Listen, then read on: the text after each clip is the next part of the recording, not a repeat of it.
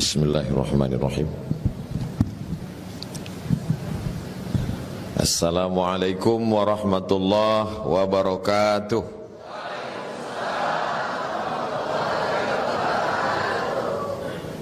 Anak raja menangkap balam, balam ditangkap di Tanjung Uru. Dari bunyi sambutan salam, nampaknya jamaah terlalu haru. Apa kabar Bapak Ibu semua? Sehat? Alhamdulillah. Allahumma salli ala Sayyidina Muhammad wa ala ali Sayyidina Muhammad. Yang sama-sama kita hormati Bapak Kajati Riau, Bapak Akmal Abbas SHMH, beserta asisten, staf, eselon 4, 5, keluarga besar, ibu-ibu, bapak-bapak, hadirin hadirat, semuanya insyaallah dimuliakan Allah Subhanahu wa taala. Amin ya rabbal alamin. Saya sampai di Aceh, disiram orang Aceh pakai padi. Diambil padi itu disiramkan ke saya. Saya orangnya kalau melihat sesuatu itu suka penasaran. Apa makna disiram pakai padi ini? Tapi saya segan bertanya. Masa profesor bertanya? Cari-cari sendirilah. Rupanya padi ini lambang kemakmuran. Karena kita makan nasi, lah makan padi. Emang kalau belum sarapan kurang konsennya. Kita makan nasi. Tradisi ini disebut di Aceh namanya pesejuk. Apakah ada di bumi Melayu macam ini? Ada. Kebetulan di sebelah kiri kita jalan di Ponegoro itu lembaga adat Melayu. Orang Melayu pun kalau datang tamu disiramnya juga. Cuman tidak pakai padi. Pakai beras. Namanya tepung tawar. Kalau di Sumatera Utara pakai itu juga. Pakai beras juga. Namanya upa-upa tondi. Jadi Nusantara ini selalu mengandalkan beras. Beras padi adalah simbol kemakmuran. Ustadz masa 4 tahun di Mesir, 2 tahun di Maroko masih makan nasi. Masih makan nasi. Walaupun di sana gandum tak bisa kalau tidak padi, tak beras tak bisa. Perut kenyang, otak tak bisa bekerja.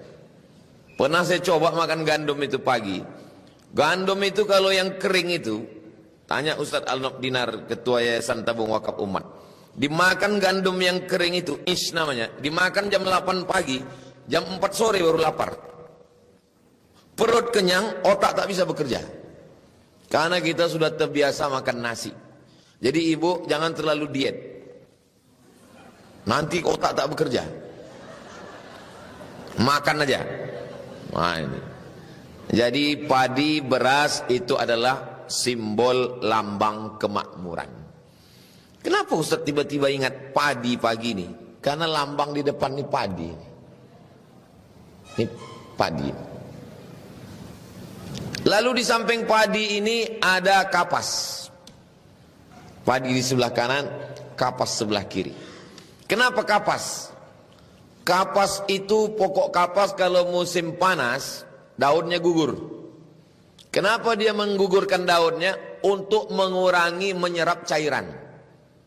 Supaya air tak banyak habis disedot naik ke atas, gugurkan daun. Maka berguguranlah daun kapas. Orang-orang tua dulu suka menanam pokok kapas depan rumah. Kenapa? Karena bernaung. Daunnya rimbun, pokoknya besar, di bawah boleh bernaung. Tapi kalau sudah musim panas, gugur. Tapi buah kapas tak putus. Itulah mengapa kita sedap tidur malam. Karena berkapas, berbantal. Jadi padi dan kapas adalah simbol kemakmuran. Tapi kemakmuran ini tidak akan pernah didapat. Bagaimana supaya negeri kita ini makmur? Simbol padi dan kapas ini betul-betul makmur. Dia mesti ada keadilan. Keadilan itu macam timbangan neraca. Dia harus seimbang dan adil. Dan timbangan itu pun ada di depan. Biasa Ustaz ceramah pakai ayat, pakai hadis. Ini di kejaksaan, dia mesti pakai ini.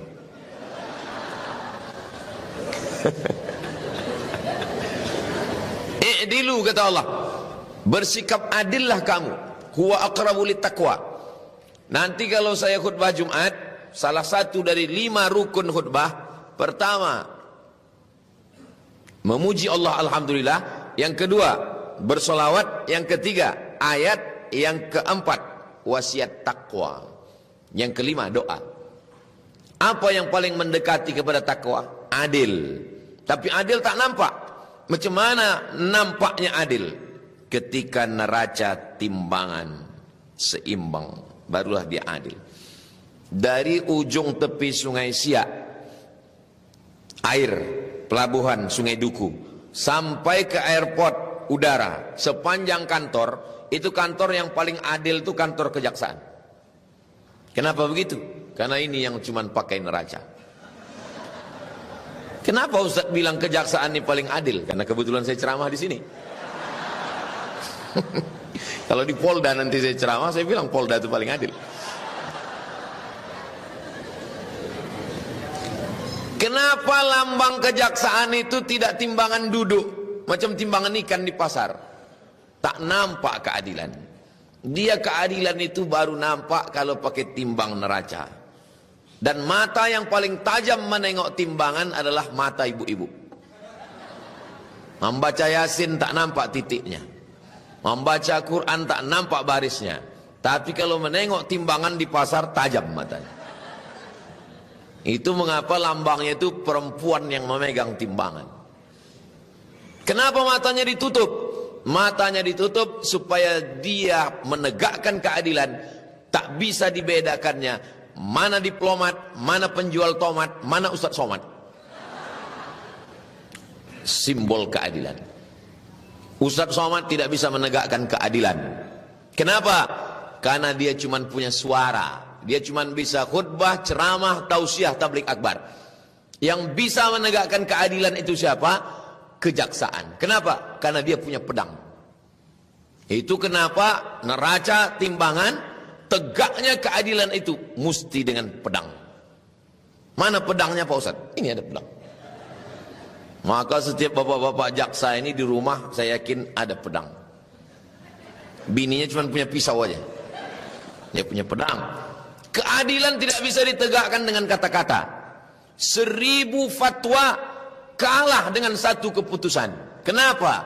Karena keputusan dengan pedang. Itu kenapa tangannya sebelah memegang neraca, timbangan keadilan, sebelah dengan pedang. Jangan pernah berkata keadilan bisa tegak dengan pantun, petatah, petitih, basa-basi. Maka pantun dari alim ulama cerdik pandai mengeluarkan fatwa, itu menguatkan hati orang yang memegang pedang. Mumpung pedang masih di tangan, tegakkanlah keadilan. Jangan nanti setelah pedang sudah tak di tangan, barulah datang ke ceramah Ustaz Somad, baru bertanya, Ustaz, apa yang bisa kita lakukan? Pedang di mana Pak? Udah tak ada lagi Pak Ustaz. Itulah kenapa berapi-api saya tausiah di kejaksaan ini, karena saya tengok yang di depan ini masih berpedang lagi. Kalau sudah tak ada pedang, datang mendengar khutbah, ceramah, tablik akbar, Pak Ustaz Somad, kami siap menegakkan keadilan. Bisa kami lakukan. Pedang bapak masih ada, sudah ditarik negara. Istighfar aja lah Pak. Menunggu malaikat maut datang. Alhamdulillah Pak Ustaz, Pak Jaksa kami rajin puasa Senin Kamis. Pak Jaksa kami rajin sholat duha. Pak Jaksa kami tak tinggal wuduknya. Pak Jaksa kami rajin khatam Quran tahajud. Itu bukan amal jaksa, itu amal mak-mak, itu amal anak-anak, itu amal person. Sholat duha, sholat tahajud, baca Quran, berzikir, haji umroh, itu bukan amal jaksa, itu amal person. Amal jaksa adalah menggunakan pedang untuk menegakkan keadilan. Takbir. Macam mau perang ke Palestina rasanya. Ini simbol ini bukan main-main, mereka menggambar simbol ini. Dari mana datang kekuatannya? Ini kalau punya pedang, kalau tidak ada kekuatan, pedang cuman jadi hiasan dinding. Bapak, ini Ustaz Somad ini ngomong pedang hiasan dinding, ini nyindir siapa? Saya cerita tentang rumah saya. Bapak Ibu kalau datang ke rumah saya, di bawah memang tak saya pajang. Yang pedang-pedang, rencong, keris itu saya buat di atas. Makanya Pak Kajati waktu ke rumah tak nampaknya itu, tak saya tunjukkan. Karena saya tahu pedang dia lebih hebat lagi. Pedang keadilan. Kenapa Ustaz tidak pajang pedang, rencong, keris di ruang tamu? Takut saya tamu itu takut lama-lama ngobrol. Ditengoknya, baliklah kami Pak Ustaz. Pedang kalau hanya sekedar hiasan di kamar. Singa, orang takut kalau dia mengaum. Kalau singa diletakkan di dalam jeruji besi, di dalam kebun binatang, anak-anak akan mengatakan, lucu ya. Dia harus digunakan. Untuk apa? Untuk keadilan. Kekuatan itu di mana letak kekuatan? Letak kekuatan itu ada pada 3 bintang yang ada di atas. Allah bersumpah dalam Al-Quran demi bintang. Wan najmi idza hawa, demi bintang. Kalau malam saya tidak punya kompas, saya tersesat na'udzubillah di tengah hutan di gurun pasir, tak tahu mau kemana pergi, kemana saya melihat, saya mesti menengok ke atas mana arah bintang. Oh, bintang utara. Kalau saya sudah tahu utara, saya akan tahu selatan, saya akan tahu timur dan barat. Itulah pentingnya ada cahaya bintang di dalam hati setiap penegak keadilan. Maka dia disebut dengan bakti. Bakti kalau bahasa Arabnya adalah amal. Karya, cipta, karsa, perbuatan, etos kerja manusia. Bakti. Maka ditanya, apa baktimu untuk negeri ini? Bakti. Adyaksa. Adyaksa artinya adalah pengawasan. Dia mengawasi. Ustaz Abdul Somad khutbah, ceramah, tausiah. Tapi ada orang yang tidak khutbah, tidak ceramah, tidak tausiah. Dia tidak bicara, tapi pengawasannya tajam. Bupati asal ditengoknya mencret. Gubernur yang sebut-sebut. Apa maknanya? Adyaksa, karena memang tugas dia pada pengawasan. Itu maka tadi Pak Kajati ngomong, dia slow aja. Dia tak perlu berapi-api. Cukup matanya tajam. Tengoknya, awas, kata dia. Jadi ibu, kalau kebetulan suami ibu jaksa, jangan larang dia untuk menajamkan pandangannya. Ini saya bukan ini saya jujur ya, hari Jumat ini bersumpah demi Allah, wallahi tallahi billahi, tidak ada mereka ini tadi membisik-bisikkan apa-apa ke saya, tak ada. Dan saya termasuk ustadz penceramah yang tak bisa dibisik-bisikin. Seandainya mereka membisikkan, tak mempan. Kalau mau suami ibu jaksa-jaksa ini tajam matanya, itu bukan melihat perempuan. Dia sedang melihat ada kesalahan yang perlu diluruskan. Jadi Bapak insya Allah selamat setelah ini Pak. Tapi tak tahu juga lah ya.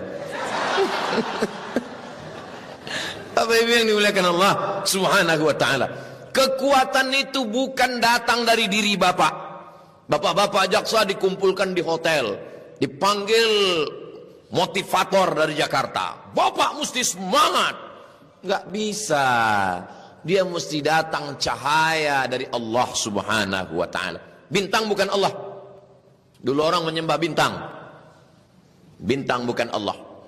Lamma ra'al syamsa, ketika dia melihat bintang, dia katakan hadza rabbi, ini Tuhan. Falamma afala qala la uhibbul afilin. Bintang bukan Tuhan, matahari bukan Tuhan, bulan bukan Tuhan. Matahari, bintang dan bulan adalah ciptaan Allah Subhanahu wa ta'ala. Tapi cahayanya bisa menerang pada tengah malam gelap gulita. Kenapa tidak matahari? Matahari siang sudah terang benderang. Kita perlu cahaya di waktu malam. Saat malam gelap, semua mengatakan gelap kelam. Kita udah tersesat, kita tak nampak jalan. Tapi orang yang tahu bintang, dia menengok ke atas. Oh, kita belum tersesat. Karena nampakku udah ada tanda-tanda bintang. Kita tahu arah kemana kita berputar balik. Ini dari lubuk hati yang paling dalam. Apa kata Nabi? Ala fil jasadi mut'ah. Ketahuilah di dalam jasad itu ada segumpal. Idza salahat, kalau yang di dalam itu baik. Kalau baik ini, hati ini dapat cahaya dari Allah Subhanahu wa taala. Makanya doa kita solat tahajud minta cahaya. Allahumma ja'al fi qalbi nura, kasihkan dalam hatiku cahaya. Wa fi sam'i nura, pendengaranku ada cahaya. Wa fi basari nura, mataku ada cahaya. Wa an yamini nura, sebelah kanan cahaya. Wa an yasari nura, sebelah kiri cahaya. Wa min amami nura, bagian depan cahaya. Wa min khalfi nura, belakang cahaya. Wa min fawqi nura, atas cahaya. Wa min tahti nura, wa ja'al li nura, berikan aku cahaya. Dengan cahaya itulah kita bisa melihat mana tiang, mana orang. Kita bisa melihat mana batil, mana betul, mana bengkok, mana lurus, mana hitam, mana putih. Karena ada cahaya. Kita melihat bukan karena mata. Kalau ada orang mengatakan, kita bisa melihat ini karena mata Pak Ustadz. Tidak. Datang nanti malam ke ruangan kita ini. Jam 12 malam, nanti malam datang kemari. Matikan semua lampu. Buka mata selebar-lebarnya. Kita tidak akan bisa melihat apa-apa. Kita bisa melihat karena ada cahaya. Bintang sudah saya bahaskan. Padi sudah. Kapas sudah. Neraca timbangan sudah. Pedang pun sudah. Itu tulisan yang di bawah itu Pak Ustadz. Itu tulisannya adalah Satya Adi Wicaksana. Satya itu apa? Satya ini yang paling mengerti adalah ibu. Kenapa ibu mengerti? Karena Satya artinya tak akan bisa berpindah ke lain hati. Setia dengan perjuangan ini. Sebagaimana mereka setia dengan ibu, maka beruntunglah ibu-ibu yang punya suami jaksa-jaksa ini. Luar biasa. Kenapa? Karena tiap hari bajunya setia. Logonya setia. Satya. Kalau setia, dia pasti mulia. Adi. Adi adalah kemuliaan. Orang yang mulia kalau dia setia. Hanya dengan kesetiaanlah orang bisa mendapatkan kemuliaan. Rasa-rasa nasihat pernikahan pula rasanya. Tapi kesetiaan dan kemuliaan ada yang lebih hebat lagi. Apa dia? Wicaksana, kebijaksanaan. Banyak orang yang mulia setia, tapi ucapannya kasar, menyinggung perasaan orang lain. Dia tidak bijaksana. Maka diperlukan setelah setia dia akan mulia. Di atas kemuliaan itu adalah kebijaksanaan. Itu makna simbol yang ada di depan ini. Dari mana dapat Pak Ustadz ini? Saya buka Google tadi. Saudara yang dimuliakan Allah Subhanahu wa taala, al-haqqu dhallatul mu'min. Kebenaran itu milik orang beriman. Aina wajadaha fahuwa ahaqqu biha. Dimanapun dia mendapatkan kebenaran itu, maka itu milik dia. Na'udzubillah. Misalnya cincin saya ini jatuh di Jalan Sudirman. Diambil, ditemukan oleh orang kejaksaan. Banyak yang lalu lalang di Jalan Sudirman ini tak nampak cincin saya. Tapi orang kejaksaan nampak. Kenapa? Matanya tajam. Cincin ini kata dia. Lalu kemudian pas sholat di Masjid Ar-Rahman, saya tausiah. Nampak saya cincin saya itu dipegang orang kejaksaan. Maka saya akan berkata, itu cincin saya. Dia bertanya, kalau memang betul ini cincin Ustadz, apa tandanya? Ada tulisannya di dalam. Apa tulisannya? Mereknya ada, Casio. Apa itu? Kasih orang. Cincinnya dikasih orang. Ada orang ngasih. Siapa orangnya? Tak boleh sebut nama, kode etik menjaga. Saudaraku yang dimuliakan Allah SWT, apakah karena dipegang orang lalu saya mengatakan itu bukan punya saya, itu punya orang? Enggak, itu punya saya. Kebenaran yang datang dari manapun, itu adalah milik kita, kita amalkan. Man salaka tariqan, siapa yang melewati suatu jalan, yaltamisu fihi ilman, di jalan itu dia mendapatkan ilmu, sahalallahu lahu bihi tariqan ilal jannah, dimudahkan Allah jalannya menuju surga. Melihat lambang logo pun kita dapat ilmu. Ada hikmah di balik itu semua. Di balik gambar ada hikmah, merasuk ke dalam hati, mengulang. Untuk apalah Ustaz jelaskan logo kejaksaan di Kejati? Ustaz kan di kantor Kejaksaan Tinggi. Untuk apa Ustaz jelaskan? Saya menjelaskan ini bukan untuk orang Kejati. Memang tausiah saya sekarang di Kejati. Tapi ceramah saya ini ditonton orang semua dari mana-mana. Tengok 3 kamera. Tak tahu entah menyala entah tidak. Mikrofon 1, 2, 3. Ini akan di-share di channel Tabung Wakaf Umat Official. Jangan lupa subscribe, like, share, and comment. Biar tahu orang itu disangkanya apa kejaksaan. Apalah kejaksaan nih Pak Ustadz? Menakut-nakuti laki saya aja gitu. Karena laki kau jahat. Karena laki kau tak betul. Nanti ketika semua mati, semua mati. Orang kaya mati. Orang miskin mati. Rakyat jelata mati. Jaksa janganlah kuat-kuat. Jaga juga perasaan. Baru sih kita bicara tentang bijaksana. Apalah salahnya ibu pura-pura enggak dengar tadi? Ustadz? Ketika semua mati menghadap Allah SWT, mulut tak bisa menjawab. Bapak ibu hafal semua ayatnya, baru dibaca malam tadi, malam Jumat. Al-yawma nakhtimu ala wa tukallimuna wa tashhadu. Mulut terkunci, tangan bicara, kaki menjadi saksi.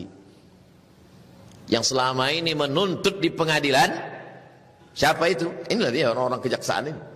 Dia pun akan dituntut di hadapan Allah Subhanahu wa taala. La tus'alunna yauma idzin 'anin na'im.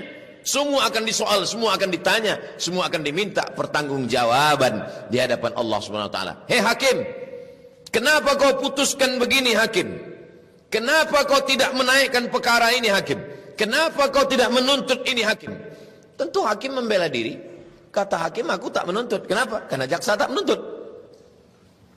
Kenapa kau tidak menangkap polisi? Aku sudah tangkap. Kenapa kau lepaskan?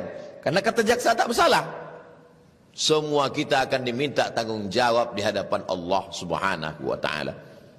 Bekerja menjadi pegawai, menjadi jaksa, itu adalah nikmat yang luar biasa.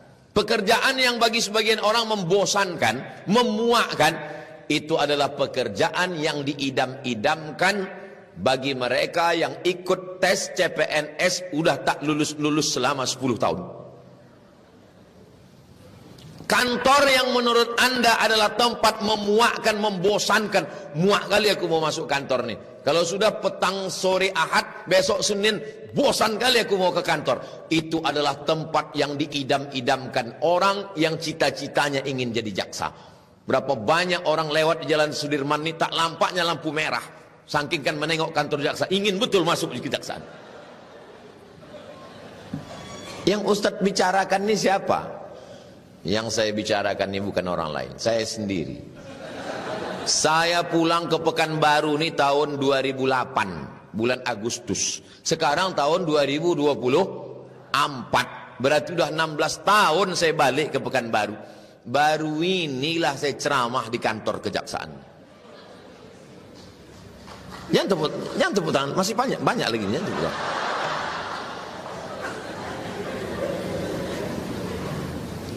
Ke kantor Perdana Menteri Malaysia sampai saya sudah 2 kali, 2003, 2023 sampai 2024 sampai 1 jam saya ngobrol dengan Perdana Menteri situ. Untuk apa Ustaz ceritakan ini? Biar tahu orang nih, biar ini bukan Ustaz kaleng-kaleng. Tapi kantor kejaksaan, semua kantor-kantor dari mulai jam flyover Kampung Tua dekat Sungai Siak sampai ke ujung itu kantor-kantor dinas semua sudah saya masuki. Pada masa Pak Kajati, Pak Akmal Abbas SHMH, inilah saya menjijakkan kaki ke kantor Bilati. Ibu, bagi ibu kantor kejaksaan ini biasa aja. Pas ditanya orang, tahu kau kantor kejaksaan? Alah, kantor lakikunya itu. Bagi bapak kantor kejaksaan ini biasa aja. Pas ditanya, tahu kau kantor kejaksaan? Aku udah muak kali udah kerja di situ. Tapi bagi saya, udah kalian ambil foto tadi? Kalau Tuan pergi ke Madinah jangan lupa makan soto. Saya datang ke Madinah bukan cuma ceramah, tapi ingin mengambil foto. Saudara yang dimuliakan Allah Subhanahu wa taala, Rumah yang kau anggap biasa-biasa saja, rumah itu adalah rumah yang luar biasa bagi orang yang selama ini menjadi kontraktor. Ngontrak di mana-mana. Mudah-mudahan yang ngontrak segera punya rumah. Istri yang menurut engkau biasa-biasa saja, itu adalah istri yang ditunggu-tunggu oleh jomblo, yang ditolak 10 calon mertua. Jadi banyak kita kadang menganggap kerja kita ini cuma biasa-biasa, kantor kita biasa-biasa, padahal bagi sebagian orang ini adalah luar biasa. Jaksa, ASN, pakai baju seragam, ada pula pedangnya. Polisi memang punya pistol tapi tak punya pedang. Tentara mempertahankan NKRI, tapi yang punya pedang ini kejaksaan, pakai pedang ini untuk menegakkan keadilan. Ustadz Abdul Somad ceramah, dia berapi-api khutbah Jumat, tuntaskan korupsi, judi online, perbuatan maksiat, berapi-api Ustadz Somad di atas mimbar, jamaahnya di bawah berair-air. Jaksa tak perlu ceramah, jaksa tak perlu tausiah, jaksa tak perlu tabligh akbar, jaksa tak perlu menggelegar, cukup dengan matanya yang tajam datang kepada orang-orang yang sudah melanggar aturan negara dan aturan Allah Subhanahu wa taala.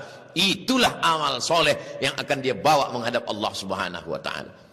Tapi tolong ceramah ini jangan dipotong. Makanya kalau mendengar ceramah jangan di TikTok 1 menit, tonton dari awal sampai akhir. Jangan gara-gara ini jaksa-jaksa yang mendengar ceramah ini, yang tidak mengikuti langsung melalui streaming yang potongan, besok jaksa tak sholat. Ditanya sama lakinya, ditanya sama istrinya, abang tak sholat? Menjadi jaksa adalah ibadah. Tujuh lagi. Jadi abang tak sholat lagi. Sholat itu hanya untuk diri sendiri. Tapi dengan jadi jaksa, menegakkan keadilan, kemakmuran, menangkap koruptor, itu adalah amal kami sebagai jaksa. Enggak perlu sholat lagi. Siapa yang ngomong gini? Ustaz Somad. Tak ada aku ngomong gitu. Itu kesimpulan kau sendiri aja itu. Ada amal untuk diri sendiri. Sholat, zakat, puasa, haji, umroh, zikir, baca Quran. Tapi amal untuk umat, kalau dia Kejari, Kejaksaan Negeri Kota Pekanbaru, yang diselamatkannya 1,2 juta orang. Pekanbaru ini penduduknya 1,2 juta orang kalau siang, malam 1 juta. Karena yang 200 itu balik ke kampung, termasuk saya ini di Rimbo Panjang. Saya ini kalau siang Pekanbaru, malam Kampar. Kalau dia menjadi Kejati Kejaksaan Tinggi Provinsi, berarti dia sudah menyelamatkan nasib anak bangsa 6,7 juta penduduk Riau. Yang tak percaya penduduk juta Riau ini 6,7, hitung sendiri. Begitulah dia beramal soleh. Ibu bangga punya suami jaksa. Kenapa? Karena mereka beramal soleh bukan untuk dirinya, tapi untuk umat dan bangsa. Jangan nanti pasti tanya orang, laki kau kerja di mana? Itulah jaksa. Laki kau di mana? Lakiku adalah jaksa. Ini fotonya. Tapi agak letoy aku tengok. Dia tidak penting gagah perkasa, dia tak penting bersuara menggelegar, karena tubuh otot itu hanya untuk binaragawan. Suara hanya untuk penceramah. Suamiku matanya tajam menengok laki kau koruptor. Begitu ibu bangga. Cuma siap ibu? Dari bunyinya macam tak siap. Kalau kuan ke kayu ara, hati-hati kena asap. Kalau ku dengar dari suara, nampaknya macam tak siap. Saudara yang dimuliakan Allah Subhanahu wa taala. Tapi berapa banyak bapak-bapak yang sudah siap dengan pedangnya, dengan timbangan neraca keadilannya, sudah ditutupnya matanya, tapi tak mampu berbuat apa-apa. Kenapa? Cemanalah Pak Ustadz, rumahku belum ada, biniku pula setiap pergi undangan kawan di tempat pesta itu sikit-sikit. Jam berapa kita pulang? Gatal ya. Ini Ustaz Somad ini mendiskreditkan perempuan. Kalau begitu jaksa ini tidak betul, tidak adil, tidak amanah, hanya karena perempuan. Bukan itu maksud saya. Al-mu'minun laki-laki, wal mu'minat perempuan, ba'duhum awliya'u ba'd. Mereka saling tolong menolong. Ustaz kenal Bapak Fulan? Oh kenal. Kami dulu pernah bawa duit 2 koper ke dia Pak Ustaz. Mau kami sogok. Apa kata dia? Saya tak mau mengasih anak bini saya makan haram. Ternyata makhluk-makhluk unik ini yang katanya sudah punah bersama dinosaurus, sekarang masih ada orang-orangnya. Kita doakan suami-suami ibu termasuk orang-orang yang adil dan amanah itu insyaallah. Ibu akan berkata, bang, kalau kau bawa duit ini, kami tak mau makan duit haram. Kami rela makan 1 hari sekali, tidur beralas koran, asalkan halal bang. Tapi jangan lama-lama kali.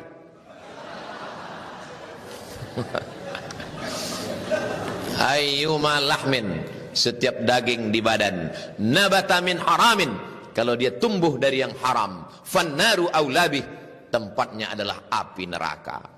Makan lontong, katupek, gulai paku, makan soto, makan sate, makan daging, makan ayam, sepiring haram masuk ke badan, berubah menjadi setetes darah berubah menjadi segumpal daging.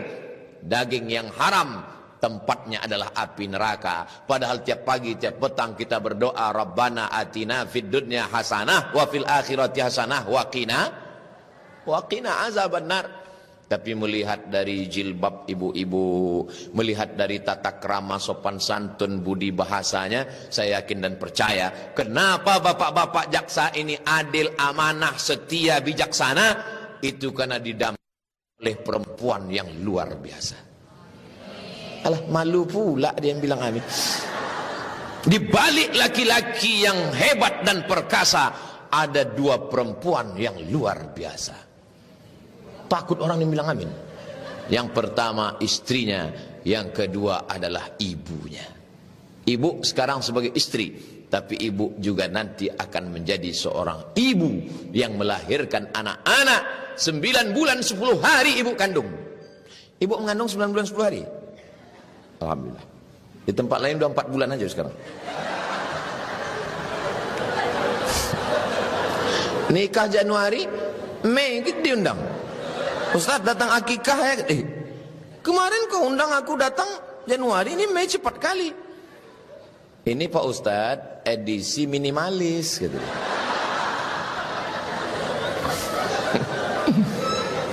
Saya ini di kantor jaksa Pak Ustaz. Saya ini kalau pergi ke kantor bupati, wali kota, gubernur, pucat mereka Pak Ustaz. Tapi kalau di rumah Pak Ustaz, pedang tuh diambil bini saya Pak Ustaz. Saya ini takut Pak Ustaz. Kenapa Bapak takut sama bini Bapak? Saya ini Pak Ustaz kalau lagi tugas ditanyanya, abang udah sembahyang? Kain yang kumasukkan tadi udah dipakai? Itu baju koko udah dipakai sholat? Abang sekarang di luar kota di hotel mana? Hotel syariah apa konvensional? Coba kirim gambar abang sama siapa? Nah, itulah maka aku minta foto sama Ustaznya Pak Ustaz ya. Aku kirim ke biniku laporannya Pak Ustaz. Kalau ada bapak yang dapat bini begitu di kejaksaan ini, itu bukan bini Pak, itu adalah bidadari surga. Begitu cara menyenangkan hati orang. Nanti bapak pulang ke rumah, bilang sama dia, Dek, aku yang punya pedang nih, kalau mau kau ambillah. Kau bidadari surga Adinda.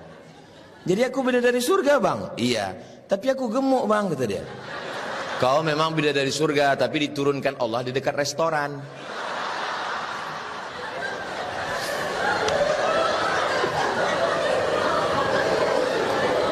Mudah-mudahan bapak-bapak jaksa selama bertugas betul-betul orang yang setia, adil, wicaksana, orangnya setia dengan jabatannya, setia dengan agama. Sedangkan dengan seragamnya aja dia dengan setia, sedangkan dengan pedangnya aja dia setia, sedangkan dengan negara aja dia setia, apalagi dengan kamu. Begitu. Saya yakin setelah tausiah ini, setiap ditanya anak-anak gadis perempuan, kau mau laki, calon laki kau profesinya apa? Jaksa, kata dia. Kenapa kau ingin laki kau jaksa? Supaya dia menuntut aku untuk setia, katanya.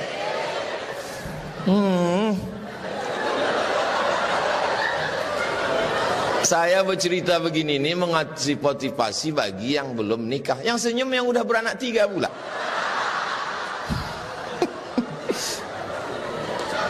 Saya dengar tadi waktu membacakan apa kalimat itu tepat betul hurufnya. Bismillahirrahmanirrahim.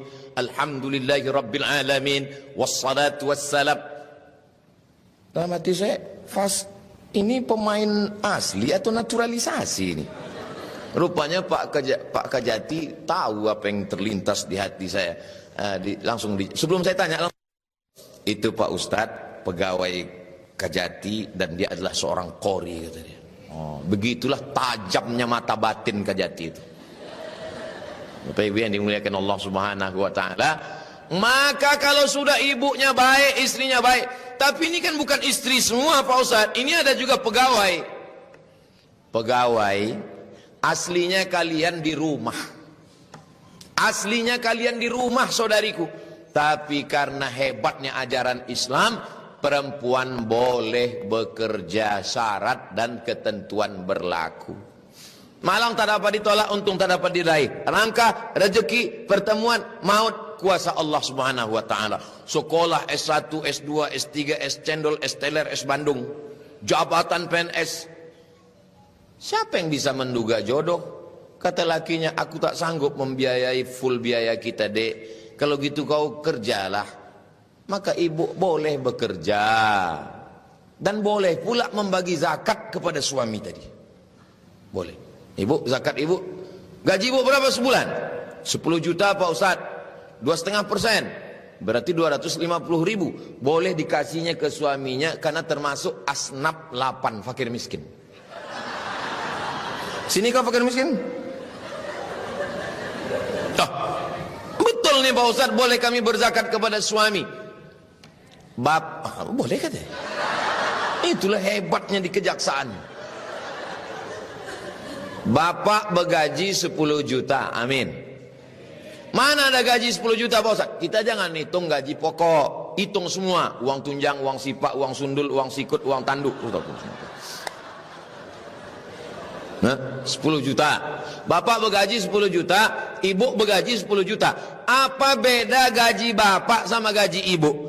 Gaji bapak ada nafkah anak, ada nafkah bini, ada nafkah orang tua, ada makan, ada minum, ada pakaian, ada tempat tinggal, ada pendidikan, biaya sekolah, rekening air, listrik. Itu kenapa wajah laki-laki itu lebih berkerut daripada perempuan. Kalau duit ibu bulat punya ibu, tak ada hak siapapun. Kan makin cerah orang nih. Apa beda gaji kami laki-laki dengan gaji kami perempuan Pak Ustadz? Gaji ibu utuh bulat, tak ada kewajiban apapun. Gaji mereka habis untuk membayar nafkah. Tapi Pak Ustadz, suamiku selalu memakai gajiku ini. Akad antara ibu dengan suami itu bisa zakat, bisa sodakoh. Ibu berkata, boleh ku pakai duit kau mah? Jangankan duitku kau pakai, nyawa ku berikan. Jangan tepuk tangan. Jangan tepuk tangan lu, orang ini belum tentu setuju. Gajiku mau kau pakai bang, nyawa ku kasih, ambil semua. Satu-satunya kesalahanku dalam hidup ini cuma satu bang, mencintaimu.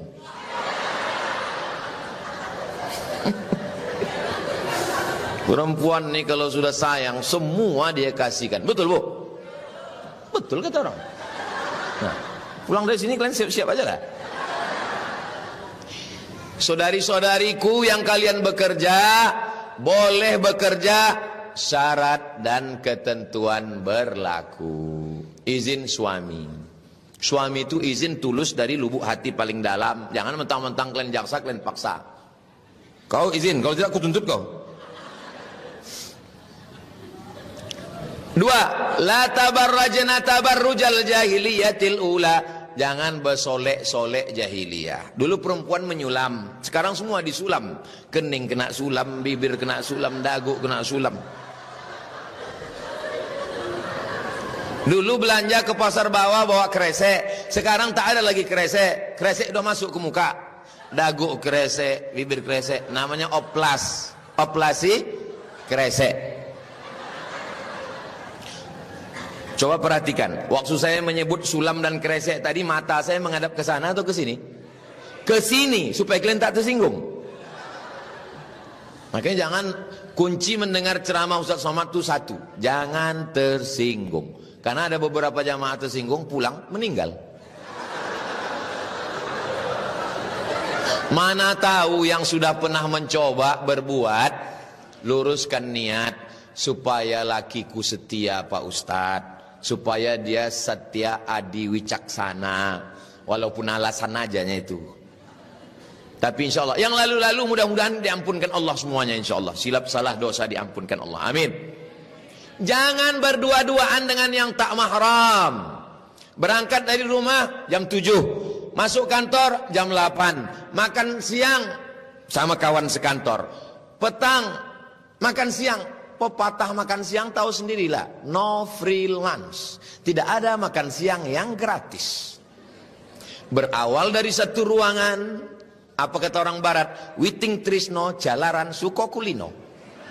Cinta tumbuh karena sering bersama.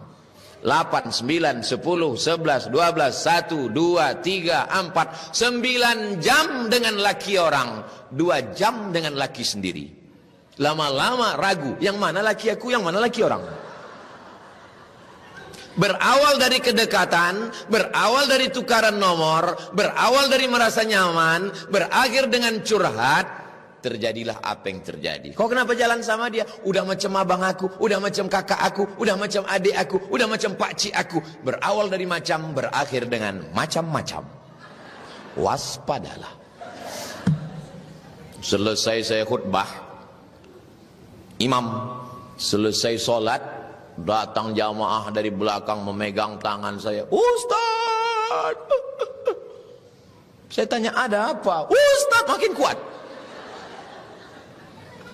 Tunggu saya sholat ba'diyah dulu. Selesai sholat, apa masalahnya Pak? Saya antar istri saya itu ke airport Pak Ustaz. Saya titip dengan bapak nih, Pak tolong jaga bini saya. Betul-betul dijaganya Pak Ustaz. Kenapa bapak titipkan kambing ke singa? Menitipkan kambing ke singa. Singa, kau jaga kambing ya? Kata singa, mau banget. Serigala, ku titipkan ayam nih ke kau ya? Kata serigala, mau jawab iya aja atau iya banget ya? Tidak ada pertemanan, persahabatan antara laki-laki dan perempuan. Berawal dari tukaran nomor, berakhir dengan tukar cairan. Nih, Ustaz nggak pantas ngomong begitu. Mendengarnya aja menjijikkan, apalagi kalau kejadian. Ya Allah, selamatkan semua saudara-saudari kami ini ya Allah. Kalau gitu, tapi jangan pula gara-gara tausiah di Kejati ini besok semua perempuan kami resign. Tetap kalian bekerja, beraktivitas saudariku, tapi jaga. Setelah pulang ke rumah jam 5, sampai ke rumah, rawat, matikan handphone, sholat maghrib, siapkan makanan, sholat isya, 9, 10, 2 jam bersama anak dan suami, full time. Kalau bahasa awaknya, quality time. Alah Ustaz Somad itu ceramah aja, ngomong aja. Dia kemarin kami tengok Malaysia, Negeri Sembilan, Malaka. Kau tadi tahu dari mana? Aku kan follow Instagram Ustaz, yang followernya 9 juta itu. Maksudnya yang belum follow lah. Kan ku tengok foto Ustaz. Matikanlah handphone. Udahlah dari pagi, dari siang. Pagi tadi tak sempat membuatkan teh manis, siang tak sempat makan sama dia, malam itu duduklah. Nasinya sama, teh manisnya sama, lauknya sama, tapi rasanya beda kalau kamu yang membuatkan mah. Ini masalah rasa. Toplesnya sama, gulanya sama, kompornya sama, airnya sama, gelasnya sama, tapi rasanya beda. Jangan sampai waktu asisten rumah tangga pembantu pulang waktu mau Idul Fitri, biasanya kalau mau pulang pembantu asisten rumah tangga yang nangis tuh anak. Jangan sampai kejadian pas asisten pulang laki pun ikut menangis.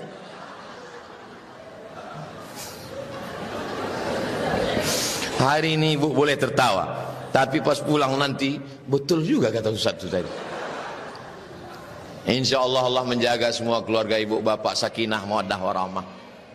Kau sedang di mana sekarang bang? Aku lagi tugas di luar kota ini, kabupaten kota, sedang pengawasan adiaksa, mengawas dengan mata yang tajam setajam mata elang. Tinggal di hotel mana? Aku sekarang sedang tinggal di hotel syariah, semua pegawainya laki-laki. Kalau mau masuk kemari menunjukkan surat nikah, aman, damai. Alhamdulillah. Rupanya dia cuma jenguk kawannya, habis itu keluar juga dia. Saudaraku yang dimuliakan Allah Subhanahu wa taala, bekerja beraktivitas 55 60 selesai sampai akhirnya kita akan menghadap Allah, kita semua akan berakhir dengan husnul khatimah insyaallah. Di antara semua pegawai, kepala dinas, kepala kantor, bupati, gubernur, Ustadz kan keliling Indonesia kemana-mana. Ya, apa yang Ustadz ingat? Akhirnya kita hanya tinggal sepotong kenangan. Kenal Ustadz dengan Pak Kapolda? Kenal. Apalah yang membuat kenangan Ustadz sama dia? Dikawalnya aku dari airport sampai ke Universitas Sultan Agung. Tahu dia orang nantang, kalau Abdul Somad datang ke sini akan kami usir dia. Datang Pak Kapolda Jawa Tengah, dijemputnya saya di airport Semarang sampai ke Sultan Agung, dikawalnya balik lagi. Rupanya dia pernah jadi Kapolda Riau. Pisang emas bawa berlayar, masak sebiji dalam peti, hutang emas dapat dibayar, hutang budi dibawa mati. Tinggalkanlah kenangan yang baik.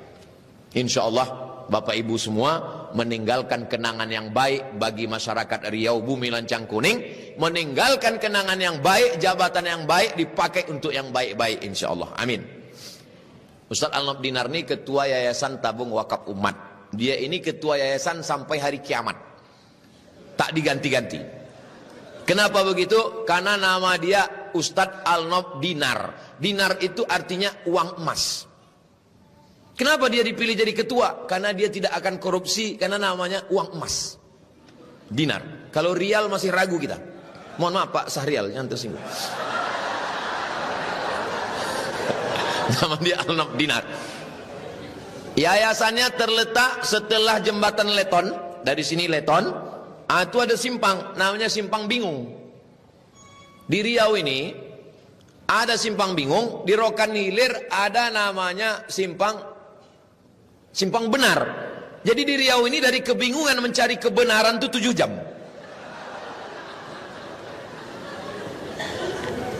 Nah, bagi yang selama ini bingung sampai di Simpang Bingung, tak usah bingung lagi. Sampai Simpang Bingung belok kiri.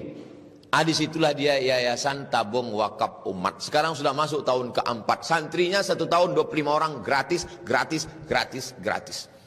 Ustadz Tatang Yudiansah ketua yayasan, pembina Ustadz Al-Nob Dinar. Ustadz Somad nih bagian iklan. Saya dikasih orang tuh bagian itu. Karena ditengoknya kalau ngurus duit agak-agak kurang amanah ini. Bisa ditangkap kejaksaan nanti. Maka dia ini jadi iklan aja. Saya bagian iklan aja. Bapak Ibu dimanapun semara, ini belakang kita ada asrama yang belum selesai. Kita tidak ingin anak-anak ini belajar kena hujan. Kirimkan segera. Ingat, Anda akan mati. Dikirimkan mereka lah. Tanahnya tanah wakaf 1 hektar, wakaf dari Pak Edward Sanger. Ini gajiku pertama kali PNS Pak Ustadz, inilah gaji bulan pertama. Aku ingin wakaf lillahi ta'ala. Diwakafkannya, kami bangun pagar. Pagarnya cantik. Semua orang asal sampai, belum lagi masuk ke dalam, baru menengok pagarnya udah macam menengok kucing Anggora.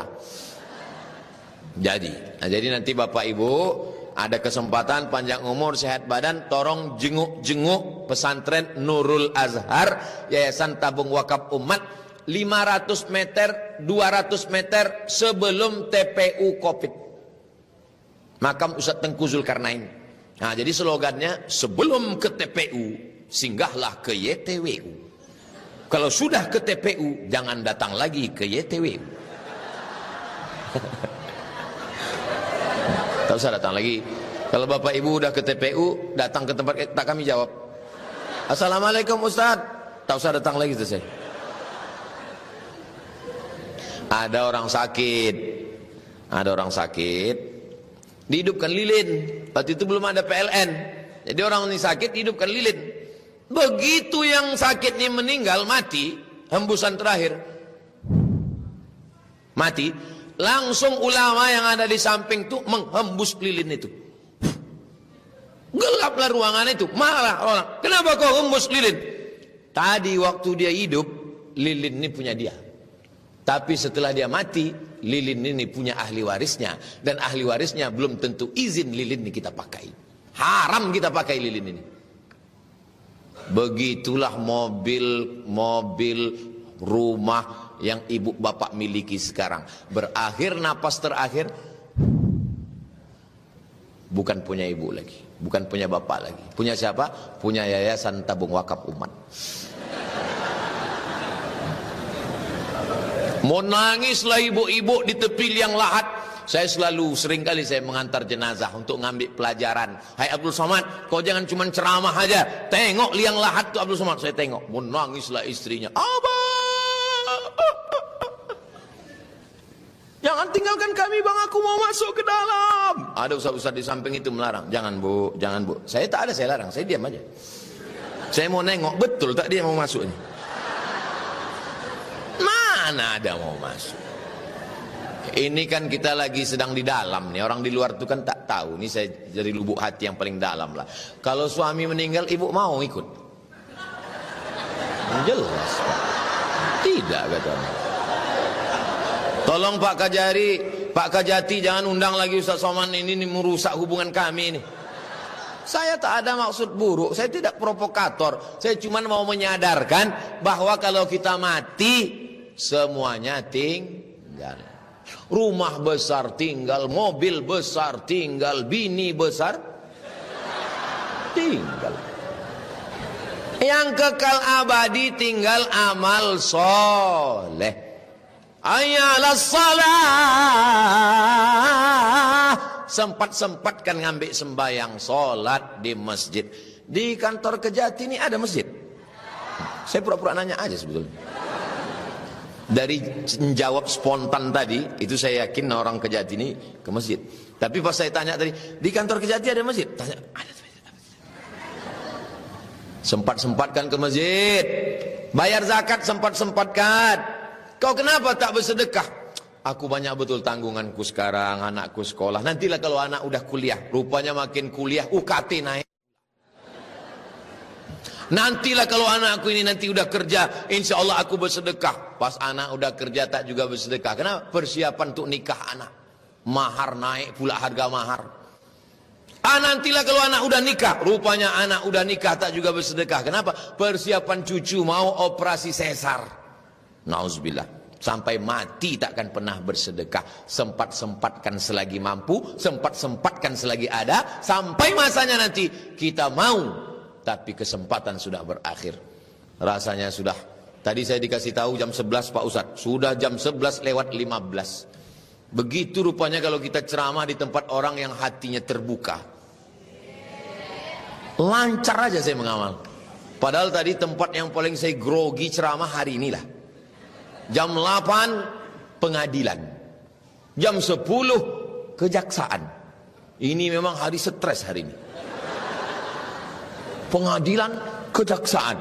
Tapi rupanya di pengadilan tadi lancar, di kejaksaan pun lancar. Rupanya orang kejaksaan nih bersih-bersih hatinya. Bapak Ibu yang biasa bicara public speaking depan orang, itu tahu. Kalau kita ngomong di depan orang yang orang tuh hatinya kusut, itu kita lebih kusut lagi. Saya pernah tausiah depan orang, lama kali terasa. Kenapa? Rupanya yang depan itu sakit-sakit semua. Hari ini semuanya sehat walafiat, mudah-mudahan kita semuanya istiqomah dijaga Allah Subhanahu wa taala. Sekarang sudah jam 11:15, nanti kami akan segera ke masjid untuk melaksanakan sholat Jumat, masuk dalam program 20 jam bersama Ustadz yang semuanya diserahkan ke Yayasan Tabung Wakaf Umat. Di akhir majelis mari kita sama berdoa kepada Allah, mudah-mudahan Bapak Ibu semua istiqomah iman dan Islam, anak keturunan soleh dan solehah, Republik Indonesia, Riau bumi lancang kuning, baldatun thayyibatun wa rabbun ghafur, sampai akhirnya kita mati dalam keadaan husnul khatimah, masuk ke dalam jannah bersama Rasulullah sallallahu alaihi wasallam. La tada' lana dzamban illa ghafartah, ampunkan dosa kami ya Allah. Wala dainan illa qadaitah, tolong kami lepas dari hutang piutang riba. Wala maridan illa syafaitah, yang sakit-sakit angkat penyakitnya, sehatkan ya Allah. Allahumma ja'alna aqwiya ya qawiyyu ya matin, engkau yang maha kuat, berikan kami kekuatan untuk menegakkan keadilan di negeri ini ya Allah. Allahumma ja'alna minal ladzina la yakhshawna illallah, jadikan kami orang yang termasuk tidak takut hanya kecuali kepada engkau saja ya Allah. Ya Rabbi bil Mustafa balligh maqasidana waghfir lana ma madha ya wasi'al karami, berkat Nabi Muhammad sampaikan segala hajat niat baik kami ya Allah. Allahumma ja'al hadzal balada baladan amina, jadikan negara kesatuan Republik Indonesia negeri yang aman, damai, baldatun thayyibatun wa rabbun ghafur. Wafiq ulata umurina, pemimpin-pemimpin kami, condongkan hati mereka menolong agamamu dengan kekuasaan yang kau titipkan di ujung jari mereka ya Allah. Allahumma khtim lana bi husnil khatimah, matikan kami dalam keadaan husnul khatimah. Rabbana atina fid dunya hasanah wa fil akhirati hasanah wa qina adzabannar. Wa sallallahu ala sayyidina Muhammad wa ala alihi wa sahbihi wa sallam. Walhamdulillahi rabbil alamin. Taqabbalallahu minkum minna wa minkum taqabbal ya karim. Akhirnya saya tutup dengan sebaik pantun, menangkap puyuh di Bukit Selasih. Thank you dan terima kasih. Assalamualaikum warahmatullahi wabarakatuh.